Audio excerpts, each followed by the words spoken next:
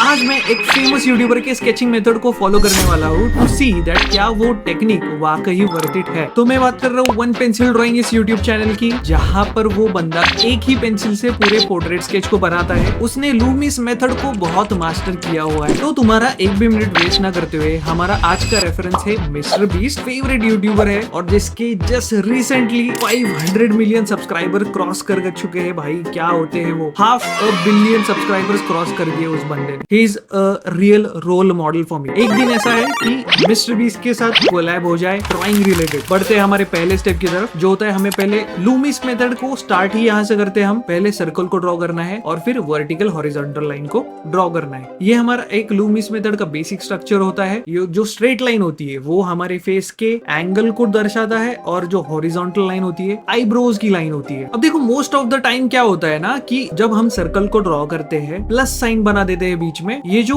ऊपर सर्कल का ऊपर का रीजन जो होता है ना, बालों को कंसीडर नहीं किया तो जो हमारा टॉप होता है ना मोस्टली वो होता है, और जो नीचे वाला एज होता है ना हमारे लिप्स के साइड में एंड होता है, जो पोर्ट्रेट की बात कर रहा हूं मैं। फिर उसके बाद इस रेशियोज को मैं डिफाइन कर रहा हूं ताकि मुझे आगे की डायरेक्शन पता चले। फेस की आउटलाइन बना देता हूँ, वो जो एक रफ आउटलाइन होती है कि मुझे एस्टिमेट पता चले। और अब जब मैं यहाँ पर आउटलाइन बना रहा हूँ तो यहाँ पर देख सकते हो उसको एक बेसिक शेप दे रहा हूँ। ड्रॉइंग का हमेशा क्या होता है ना, तो हमें ड्रॉइंग को सिंप्लीफाई करने आना चाहिए, फिर बाद में रिफाइन करें। अब उसके बाद यहाँ पर मैंने हेयर्स को ड्रॉ किया है। अब जब हमें कंफर्म हो जाए हमारे फेस की आउटलाइन और जो हेयर्स का रीजन है, instead of directly shading the hair region as a plane, मतलब पूरे एक शेड से ड्रॉ करने से जहाँ जिस डायरेक्शन में हेयर जा रहे हैं ना उस डायरेक्शन में हेयर के ऊपर से लाइंस खींचनी है, जिससे क्या होता है कि हमें हेयर्स का फॉर्म पता चलता है, कौन से बाल किस डायरेक्शन में जा रहे हैं, ये चीज हमें पता चलती है। उसके बाद after making some beard, like नीचे के साइड में थोड़ी सी जो हल्की हल्की मिस्टर बीस्ट की बियर्ड है, मैंने लिप्स को बनाना स्टार्ट किया। अब मैं लिप्स को कहां पर बना रहा हूँ, जो सर्कल का नीचे का हिस्सा है वहां पर लिप्स हमारे स्टार्ट होते हैं। मतलब मैंने जो ऑब्जर्व करके मुझे पता चला है, हम जब लिप्स ड्रॉ करते हैं ना तो हमारा जो ये वाला रीजन होता है, मतलब ये वाला जहाँ से स्टार्ट होते हैं लिप, ये जो नोज का एज होता है हमारे जॉ लाइन का एज होता है, मोस्टली उसके बीच में आता है। हर पर्सन के साथ ऐसे नहीं हो सकता, पर वो रेशियो को ध्यान रखा तो हमारे लिप्स मोस्टली एक्यूरेट बनते हैं। अब लिप्स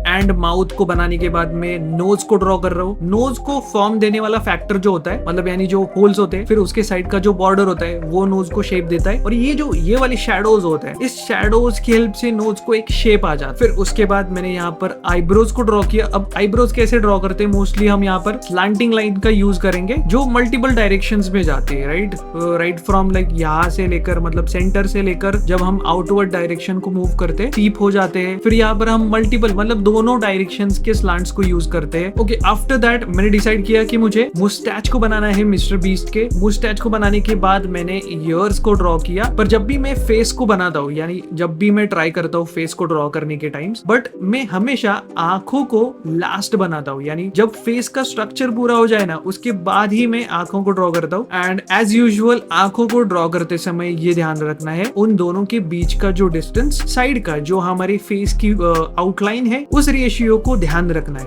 अब ये कुछ हमारा बेसिक शेप क्रिएट हो चुका है, जहां पर हमने आईज को ड्रॉ किया है, नोज को ड्रॉ किया है, माउथ एंड हेयर की पोजीशन थोड़ी फिक्स कर दी है। Now I try to like shadows को ड्रॉ करने से फेस की एक 3D सी लुक आती है, हमें शेप पता चलता है, क्योंकि जो हिस्से शैडोज की हेल्प से हम ज्यादा हाईलाइट करते हैं, जैसे चीक्स को अगर ऊपर दिखाना है तो उसके नीचे शैडोज आती है। नाउ यूजुअली मैं इस स्टेप के बाद जब मैं शैडोज को ऐड करता हूँ तो मैं पूरे स्केच को ब्लेंड कर देता हूँ, पर यहाँ पर मैंने नीडेबल इरेजर से पूरे स्केच को फिर से ब्लर आउट कर लिया, यानी अब मैं डिटेलिंग पर डायरेक्टली काम कर सकता हूँ।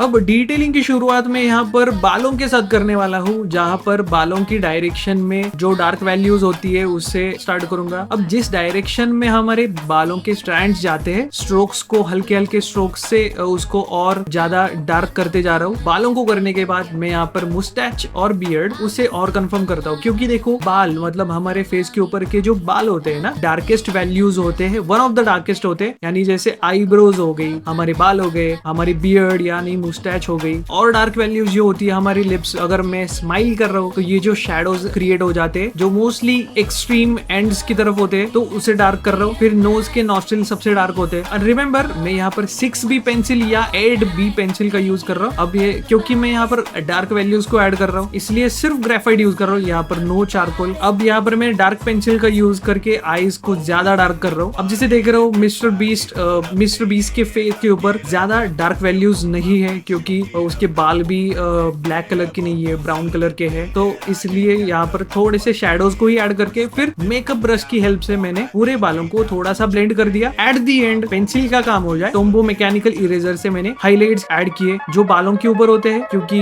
बाकी रीजन्स तो मोस्टली व्हाइट ही है। तो इस तरह से हमारा स्केच कंप्लीट हो चुका है। तो ऐसे ट्यूटोरियल्स को देखने के लिए मेरे चैनल को सब्सक्राइब करो जल्दी से। Thank you.